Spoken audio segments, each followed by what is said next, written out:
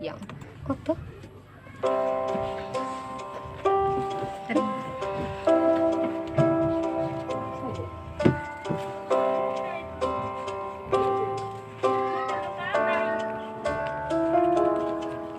Dumating na ang Diyos upang gumawa sa maruming lupain.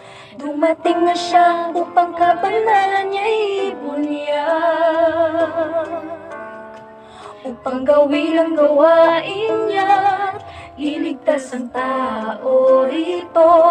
Tinitiis niyang malaking kahihiyan.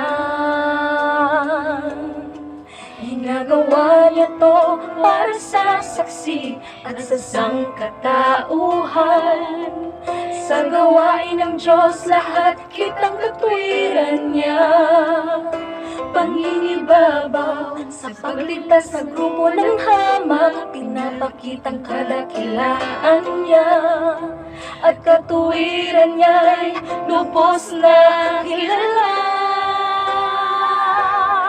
Kahit sinilang sa maruming lupain, Diyos ay di hama. To'y paano pinapakita kadakila at pagmamahal niya. Mas gumagawa siya sa paraang to, mas nalalaman ng tao.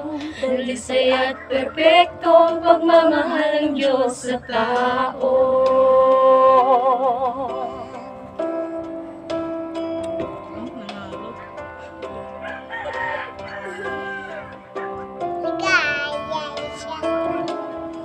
Diyos ay banal, matuwid, kahit sa maruming lupain isinilang. Namumuhay kasama ng marumi tulad ni Jesus sa makasalanan. Di ba lahat ng gawain niya para manatiling buhay ang tao? Di ba to para sa dakilang kaligtasan ng sangkatauhan? Kahit sinilang sa maruming lupain, Diyos ay di hama. Paano pinapakita kadakila at pagmamahal niya? Mas gumagawa siya sa paraang to, mas nalalaman ng tao. Dalisay at perpekto ang pagmamahal ng Diyos sa tao. Kahit sinilang sa maruming lupain, Diyos ay di hamak.